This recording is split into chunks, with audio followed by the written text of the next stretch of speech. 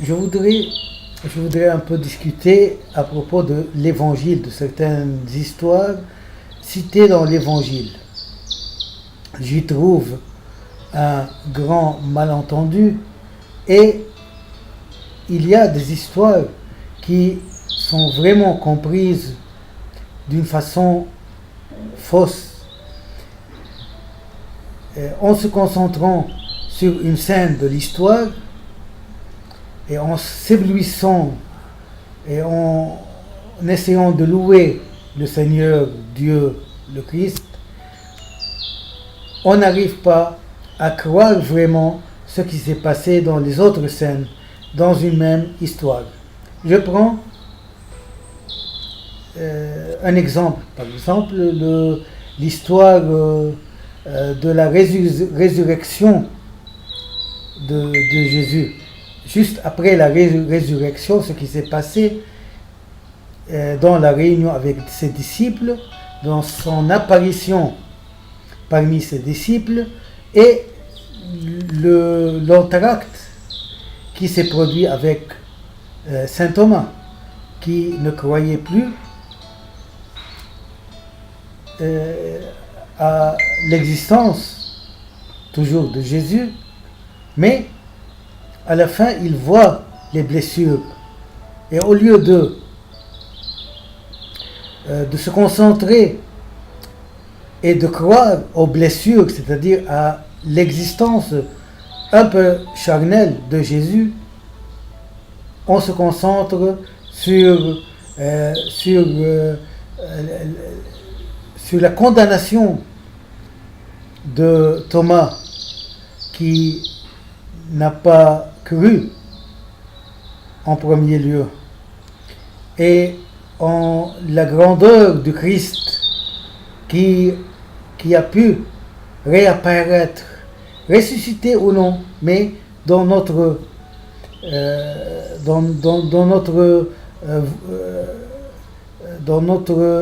conscience, Jésus est grand car il a pu réapparaître. Donc, je vais citer un peu cette histoire de l'apparition de Jésus après la résurrection, entre parenthèses,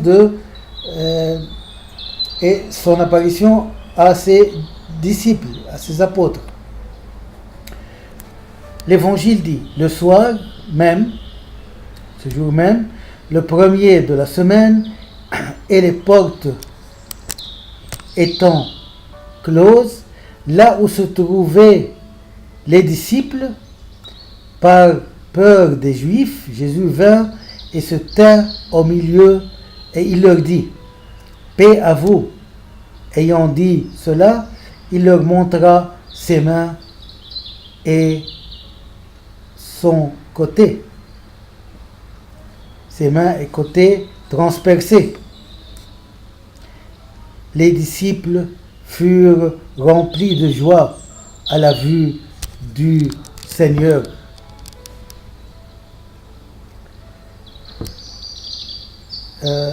Il leur dit,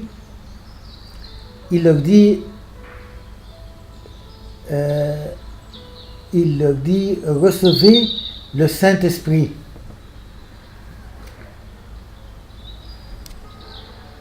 Donc, cette parole, je vais faire allusion plus tard aux événements de l'Évangile qui se coïncident typiquement avec la Bible. Est-ce une prophétie ou une volonté de réaliser ce qui a été dit? Et là aussi, dans cette histoire, on voit quelque chose qui va en parallèle avec des événements précédents. Voilà une parole qui marque l'accomplissement de celle de Jean-Baptiste. Donc, quand le Seigneur, Jésus-Christ, dit, il leur dit, recevez le Saint-Esprit, lors de la réunion. Donc c'est une allusion à Jean-Baptiste, annonçant que Jésus serait le rédempteur du monde. Voici l'agneau de Dieu qui enlève le péché du monde. Le précurseur avait aussi proclamé qu'il avait vu l'Esprit descendant du ciel comme une colombe et reposer sur lui. Et moi, j'ai vu et je te témoigne que celui est l'élu de Dieu.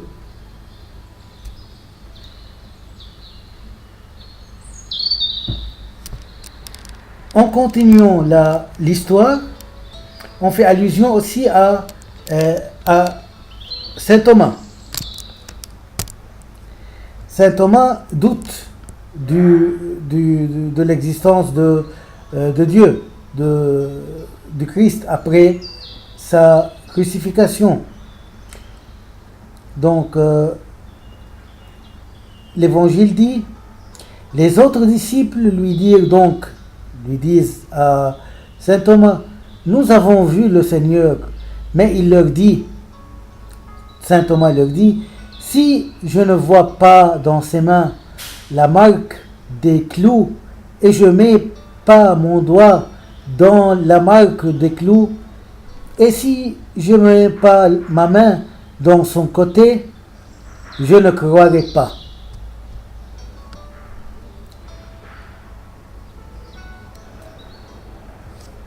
Huit jours après, ses disciples étaient de nouveau à l'intérieur et Thomas avec eux. Jésus vient. La porte étant close, il se tint au milieu et dit « Paix à vous ». Puis il dit à Thomas « Porte ton doigt, voici mes mains.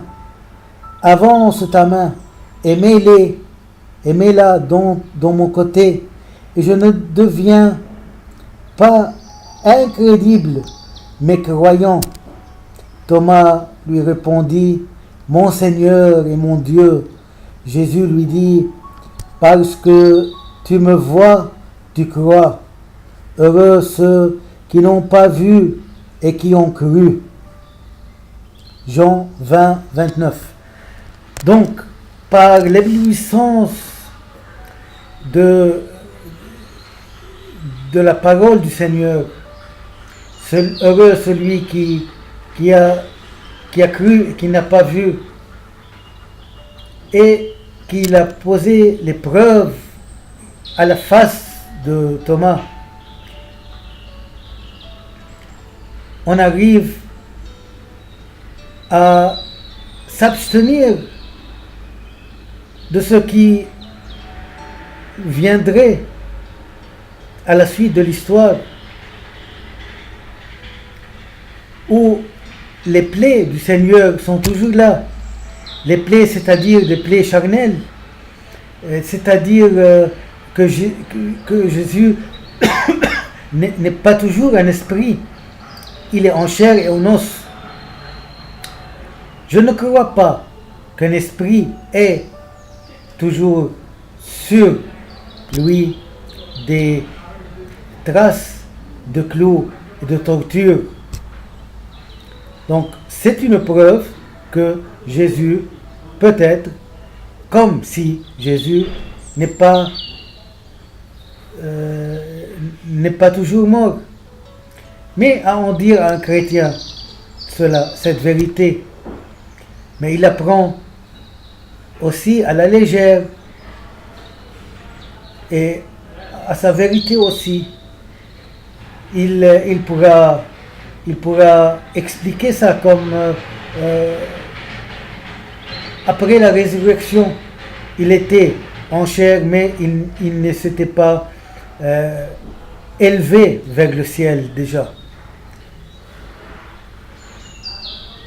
Mais aussi, la vérité, c'est que un homme qui garde les traces des clous, de la torture, c'est un homme qui est toujours vivant, qui était peut-être crucifié, mais pas ressuscité. La logique dit cela. Deuxième point que je voudrais évoquer, c'est que les événements de l'évangile sont typiquement cités déjà dans la Bible. Et on a le sentiment que dans l'évangile, on a essayé, donc on peut prendre ces événements comme une prophétie, et comme on peut les prendre comme un essai pour que ce qui a été dit dans la Bible puisse être réalisé. Il y a des dizaines de paroles, de phrases et d'événements dans l'évangile qui ont été précédés dans la Bible. Je donne quelques exemples. Jésus vendu et trahi est cité dans la Bible, Zachée 11, 12, 13, le même que Matthieu 26, 15 et Matthieu 27, 3, 10. Le Christ abandonné des siens, Zachée 13, 7, Matthieu 26, 31 et Matthieu 26, 56. Muet comme agneau, condamné par les autorités, frappé, trahi, raillé, injuré, mis au nombre des malfaiteurs. Ésaïe 53, 12, Marc 15, 27, 28. Dépouillé de sa tunique. Exode 22, 19. Jean 19, 23, 24. Mains et pieds percés. Psaume 22, 17. Jean 20, 25. Abreuvé de vinaigre aussi. Abandonné de son père. Psaume 22, 2. Matthieu 27, 45, 46. Côté percé, Zachée 12, 10 et Jean 19, 34. Ses os ne sont pas brisés, enseveli dans le tombeau d'un riche.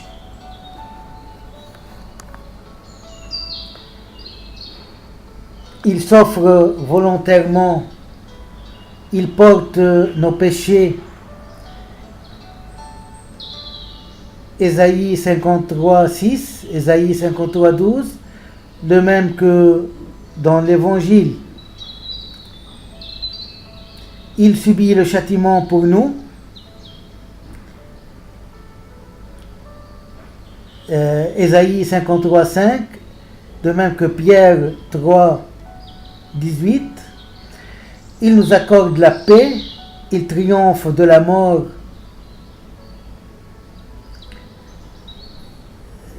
Il est vainqueur de Satan, il ressuscite.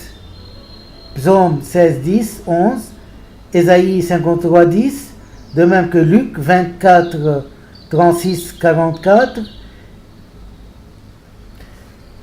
Je prends quelques phrases comme exemple. De même qu'il était élevé par Dieu, Psaume 68, 19, Psaume 24, 7, 10.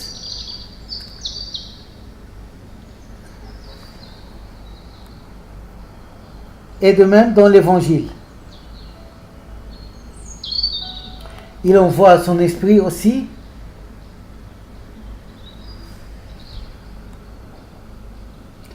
Je fais des parallèles entre la Bible et l'Évangile notamment dans la généalogie du Christ. Dans la Bible, il est le Christ est le fils d'Abraham. Dans l'Évangile, dans la généalogie de Jésus-Christ, il est aussi fils de David et d'Abraham. Abraham, il est cité Abraham, donc Matthieu 1 et la suite. Abraham engendra Isaac, Isaac engendra Jacob, Jacob engendra Judas et ses frères, Judas engendra de Tamar, Pharès et Zara, ainsi de suite.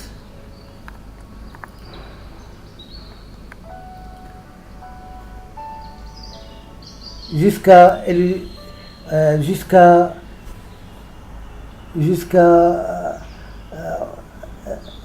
par exemple, Éléazar engendra Nathan, Nathan engendra Jacob, Jacob engendra Joseph, l'époux de Marie, de laquelle est né Jésus, qui est appelé Christ. Livre de la généalogie de Jésus, fils de David, fils d'Abraham. Abraham engendra Isaac, Isaac engendra Jacob, Jacob engendra Judas et ses frères, et Judas engendra ainsi de suite, et Jacob engendra Joseph, le mari de Marie, de laquelle est né Jésus, qui est appelé Christ. Luc 3, versets 23 à 38. Donc, c'est la même chose. Et aussi, de par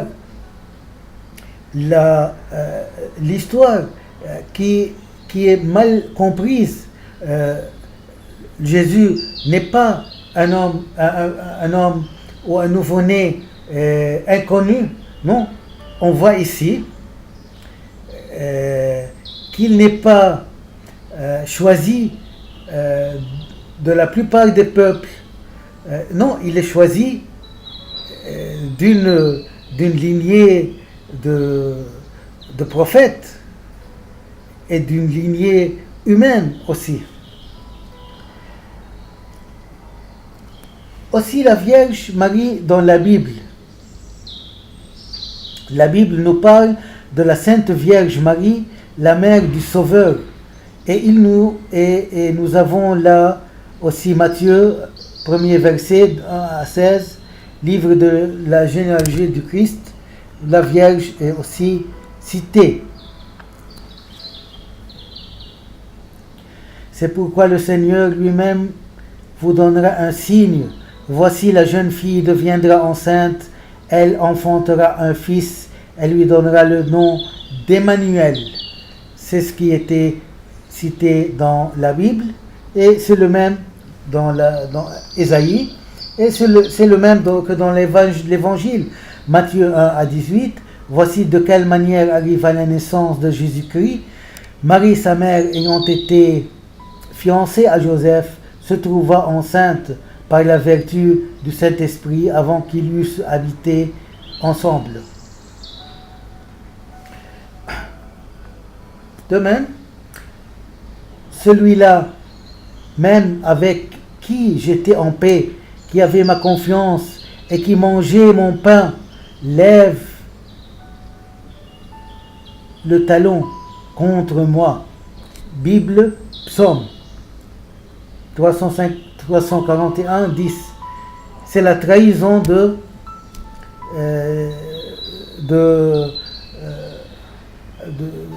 la Bible, citée dans les Bibles, et la même dans l'Évangile. Le soir était venu, il se mit à table avec les 12. Pendant qu'il mangeait, il dit: je vous le dis en vérité, l'un de vous me livrera. Ils furent profondément attristés et chacun se mit à lui dire: est-ce moi, Seigneur? Il répondit: celui qui a mis avec moi la main dans le plat, c'est celui qui me livrera. Donc c'est la même scène. Et ce qui est curieux ici, c'est que la trahison n'a pas été cachée. Jésus a annoncé même le nom de ce qui va le trahir. On dirait même que Jésus le désignait pour qu'il le trahisse. C'est comme une mise en scène. J'ai livré mon dos à ceux qui me frappaient et mes joues à ceux qui m'arrachaient la barbe. Je n'ai pas dérobé mon visage aux ignominies et aux crachats. Bible Isaïe 456. De même, dans l'évangile 7, 27, les soldats du gouverneur conduisent Jésus dans le prétoire et ils assemblèrent autour de lui toute la cohorte. 27, 28, ils lui ôtèrent vêtements et le couvrirent d'un manteau écarlate. De même, ils tressèrent une couronne d'épines qu'ils posèrent sur sa tête et ils lui mirent un roseau dans la main droite. Puis, s'agenouillant devant lui, ils le râlaient en disant « Salut, roi des Juifs !» Et on trouve dans Matthieu 27, 30, et ils crachaient contre lui, prenant le roseau et frappaient sur sa tête. Il y avait un vase plein de vinaigre. Les soldats en remplirent une éponge. Il y avait là un vase plein de vinaigre. Les soldats en remplirent une éponge, la fixèrent une branche d'hysope et l'approchèrent de sa bouche. Quand Jésus eut pris le vinaigre, il dit « Tout est accompli ». Puis il baissa la tête et rendit l'esprit. Un autre exemple, il garde tous ses os, aucun d'eux n'est brisé. C'est cité dans la Bible, alors que dans l'Évangile, c'est la même chose. S'étant approché de Jésus et le voyant déjà mort, ils ne lui rompirent pas les jambes. Donc, au-delà de la ressemblance entre la Bible et l'Évangile, il y a un fait très dangereux aussi et très important, celui de la volonté de la réalisation, non pas aussi pour être similaire. Je répète cette phrase, quand Jésus eut pris le vinaigre, il dit « Tout est accompli ». Est-ce que il voulait dire par là qu'il s'est délivré, il s'est livré à son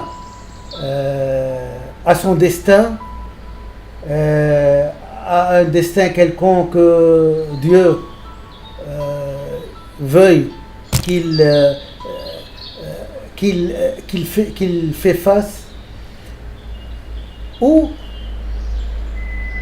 plus probablement il voulait dire par là qu'il accomplit ce qui était dicté dans la Bible.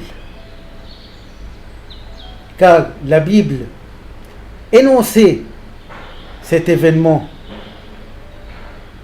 et il a réalisé tout ce qui a été écrit dans la Bible. Reste les détails, c'est-à-dire le vinaigre. Et lorsqu'il a pris le vinaigre, il a dit tout est accompli, puisque il baissa la tête et rendit l'esprit. Si c'était un destin prémédité, donc si c'était un destin prémédité, c'est une raison de plus que le Christ soit celui qui a demandé à Judas de faire ce travail. Mais pourquoi faire ce travail? Qu'est-ce que Dieu en veut par ce travail? si le Christ voulait se rendre à la volonté de Dieu, on a vu aussi ici qu'il a voulu se rendre à la volonté de la Bible, à la volonté du peuple juif, et à se sacrifier pour que tout soit accompli. Donc, si le Christ a du bien à accomplir ce qui a été dicté dans la Bible, donc où est la responsabilité ici de Judas lui-même? Et donc, ça tient de nouveau la théorie du complot. C'était la crucifixion, le fait de se rendre aux Romains, c'était comme une volonté. Et l'évangile ne nie pas cette volonté. Il dit toujours que Jésus voulait accomplir cet acte. Mais quel acte? L'évangile nous dit que cet acte est le sacrifice pour les hommes. Mais exactement, ce n'est pas le sacrifice pour les hommes. Exactement, c'était pour accomplir ce qui a été dicté par la Bible. Et ici, je dis une phrase globale, générale, dans ce sujet, dans Saint Jean. Après cela, Jésus, qui savait que tout était déjà accompli, dit, afin que l'écriture se réalise pleinement, j'ai soif. Pourquoi? Parce que la Bible parle que le Christ aura soif, donc il va faire la même chose. Quatrièmement, et suite à ce dernier sujet, pourquoi Jésus voulait accomplir ce qui a été dit dans la Bible? La Bible, c'est la parole et le destin du peuple juif. Et Jésus est un juif. Et on voulait de lui d'être le chef des Juifs, mais un chef révolutionnaire, alors que Jésus voulait avoir la paix avec les Romains, avec tout le monde. Et certains disent aussi que les Romains ont poussé Jésus ou une autre personne à faire la paix avec eux. De toute façon, si on dit que Jésus ou cette personne voulait accomplir ce qui a été dit dans la Bible, alors le Christ a dit, au lieu de changer catégoriquement leurs idées, donc premièrement je viens avec eux et puis j'essaye de les changer, de changer leurs avis vis-à-vis de la révolution avec les Allemands. Donc le Christ a voulu dire à tout le monde, c'est moi le Christ attendu, et moi je vais au lieu de combattre les Romains, je veux me sacrifier moi-même en tant que combattant contre les Romains, au lieu que mon peuple, tout mon peuple souffre de cette guerre et de cette révolution avec les Romains. Jésus a dit, je ne suis pas venu pour trancher, je suis venu pour accomplir ce qui a été dit. Souvenez-vous. Donc, il a fait justement ce que la Bible voulait. Et en disant, c'est fini, le Christ va venir, il va se sacrifier au lieu du peuple juif, et ça sera moi. Et souvenez-vous aussi d'une autre phrase que Jésus a dit, autre que je suis venu non de trancher, mais pour accomplir ce qui a été dit. Je suis venu non pour faire la guerre, mais pour faire la paix. Donc, il va prendre le relais de cette continuité juive et essayer en même temps de changer le chemin des Juifs. Au lieu de continuer à combattre les Romains, essayer de faire la révolution intérieure. Exactement comme les écrivains Tolstoï, comme Charles Dickens. Souvenez-vous dans la Tale of Two Cities, histoire des deux cités, il parlait de la révolution, mais il voulait une révolution de l'intérieur. Et aussi, je vais avancer une remarque. Le Christ qui s'est sacrifié, c'était pas le premier qui s'était nommé le Christ. Jésus de Nazareth était le Christ, mais des centaines avant lui ont été appelés Christ. Christ, c'est-à-dire Christos en grec. Ce sont des combattants, des révolutionnaires qui combattaient le régime romain.